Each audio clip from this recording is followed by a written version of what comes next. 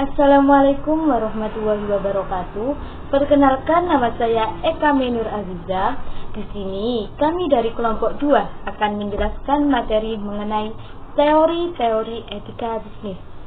Sebelumnya, kami akan memperkenalkan anggota kelompok kami. Yang pertama yaitu Muhammad Firdaus dengan NIM 2021691015.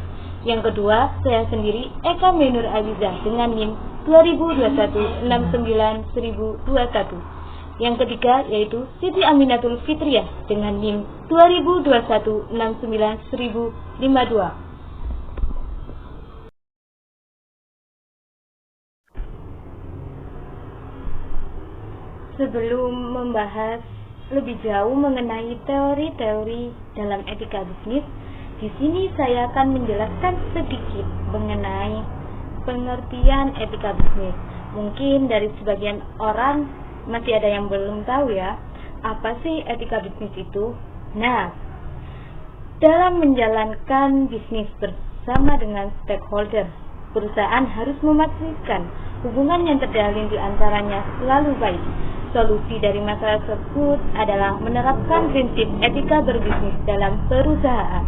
Etika bisnis adalah segala sesuatu tentang pedoman norma bagi sebuah perusahaan dalam mengambil keputusan dengan terjaganya hubungan baik antara perusahaan dan stakeholder. Melalui implementasi prinsip etika, potensi usaha untuk berkembang juga semakin terjamin. Nah, setelah kalian mengerti mengenai pengertian etika bisnis, di sini kita akan menjelaskan mengenai teori-teori etika bisnis. Teori etika bisnis terbagi menjadi 4 macam. Yang pertama yaitu teori utilitarianisme. Yang kedua, teori deontologi. Yang ketiga, teori hak. Dan yang terakhir atau keempat yaitu teori keutamaan. Yang pertama yaitu teori utilitarianisme. Akan dijelaskan oleh rekan saya. Baiklah, di sini saya akan mempresentasikan tentang teori utilitarisme. Teori utilitarisme berasal dari bahasa Latin utilis yang berarti bermanfaat. Menurut teori ini, suatu perbuatan adalah baik jika membawa manfaat, tapi manfaat itu harus menyangkut bukan saja satu atau dua orang, melainkan masyarakat sebagai keseluruhan. Teori ini cocok sekali dengan pemikiran ekonomis karena cukup dengan cost-benefit analysis. Manfaat yang dimaksud teori utilitarisme sama seperti kita menghitung untung dan rugi atau kredit dan debit dalam konteks bisnis. Saya akan menjelaskan contoh dari teori utilitarisme, yakni pada sistem produksi makanan ringan, biskuit Oreo. Produksi makanan ini dapat dikatakan produk yang harganya sangat terjangkau bagi masyarakat. Pada awal produksinya berjalan baik dan sesuai uji kesehatan dan gizi makanan. Namun belakangan ini terdengar bahwa ada penyelewengan terhadap bahan baku yang digunakan sebagai sangat merugikan masyarakat. Hal ini terjadi dengan alasan adanya krisis ekonomi global yang mengakibatkan bahan baku produksinya lebih mahal dan pengirimannya ke laba yang diinginkan manajemen produk makanan Oreo tersebut menurun. Sehingga mereka ingin mengurangi biaya produksi dengan menggunakan bahan-bahan baku yang tidak semestinya, yang mengakibatkan adanya dampak medis dan kerugian bahan bagi konsumen. Sesuai dengan teori utilitarisme, menyatakan bahwa tindakan dan kebijakan pengambilan keputusan ini perlu dievaluasi menjadi tindakan yang benar, sehingga keinginan untuk mendapatkan keuntungan yang besar harus dilakukan dengan produksi yang benar. Jadi kita tidak merugikan masyarakat dan dapat mengembalikan nama baik perusahaan ke konsumen. Sekian, dan akan dilanjutkan oleh teman saya. Yang kedua yaitu teori deontologi. Istilah deontologi berasal dari kata Yunani deon yang berarti kewajiban. Karena itu, etika deontologi menekankan kewajiban manusia untuk bertindak secara baik. Menurut etika deontologi, suatu tindakan itu baik bukan dinilai dan dibenarkan berdasarkan akibat atau tujuan baik dari tindakan itu, melainkan berdasarkan tindakan itu sendiri sebagai baik pada dirinya sendiri. Dengan kata lain, tindakan itu bernilai moral karena tindakan itu dilaksanakan berdasarkan kewajiban yang memang harus dilaksanakan terlepas dari tujuan atau akibat dari tindakan itu.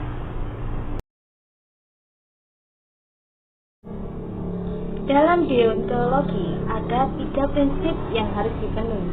1. Supaya suatu tindakan punya nilai moral, tindakan itu harus dijalankan berdasarkan kewajiban. Yang kedua, nilai moral dari tindakan itu tidak tergantung pada tercapainya tujuan dari tindakan itu, melainkan tergantung pada kemauan baik yang mendorong seseorang untuk melakukan tindakan itu. Berarti kalaupun tujuannya tidak tercapai, tindakan itu sudah dinilai baik. Yang ketiga, sebagai konsekuensi dari kedua prinsip itu, kewajiban adalah hal yang niscaya dari tindakan yang dilakukan berdasarkan sikap hormat pada hukum moral universal. Contoh kasus teori deontologi. PT PLN memonopoli kelistrikan nasional. Kebutuhan listrik masyarakat sangat bergantung pada PT PLN, tetapi mereka sendiri tidak mampu secara merata dan adil memenuhi kebutuhan listrik masyarakat.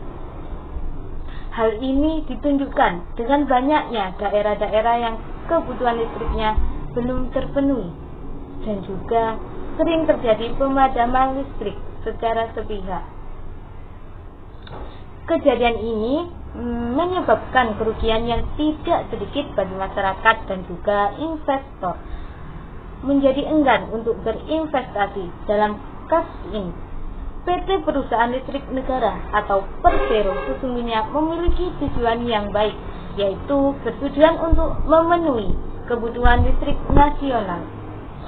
Akan tetapi tidak diikuti dengan perbuatan atau tindakan yang baik, karena PT PLN belum mampu memenuhi kebutuhan listrik secara adil dan merata.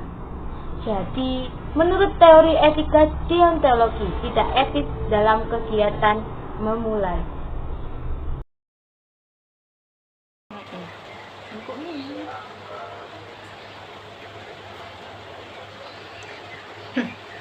Selanjutnya saya akan bahas tentang teori hak. Teori hak adalah pendekatan yang paling banyak dipakai untuk mengevaluasi baik buruknya suatu perbuatan atau perilaku.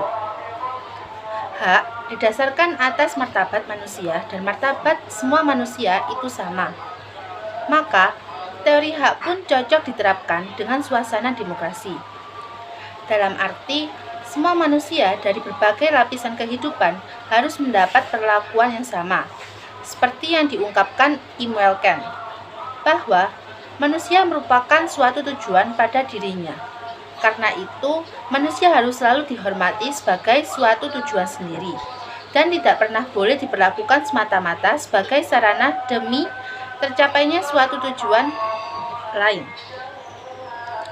Contoh pada kasus teori hak, PT Freeport Indonesia. PT Freeport Indonesia merupakan jenis perusahaan multinasional.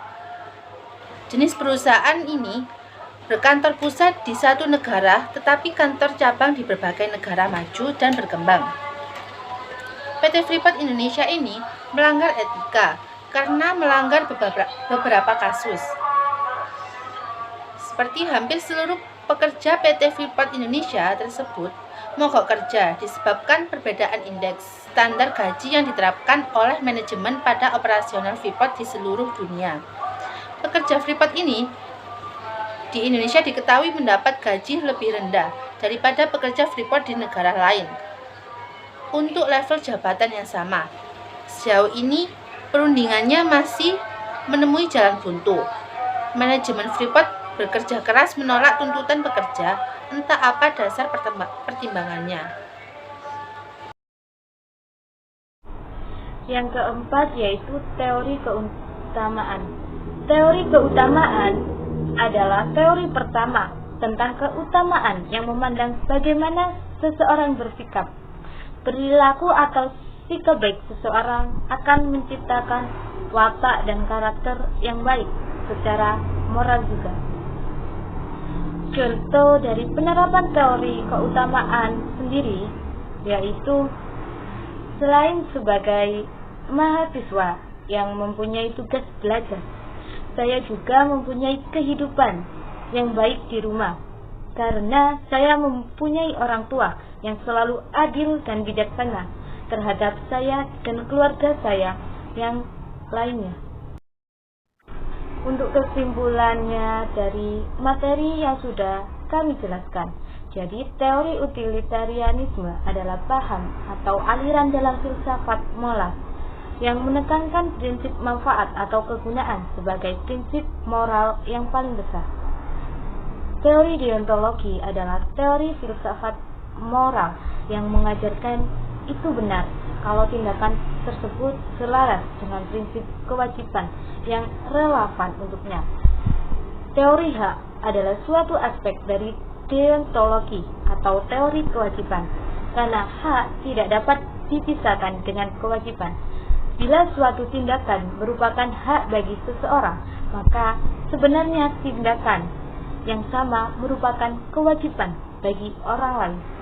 Teori keutamaan memandang cara orang bersikap seperti baik atau tidak, dan lain sebagainya. Keutamaan dalam teori ini diartikan sebagai watak yang diperoleh seseorang yang memungkinkannya bersikap baik secara moral. Jadi, dalam berbisnis, teori-teori etika bisnis ini sangat penting karena akan mempengaruhi sikap kita kepada stakeholder perusahaan.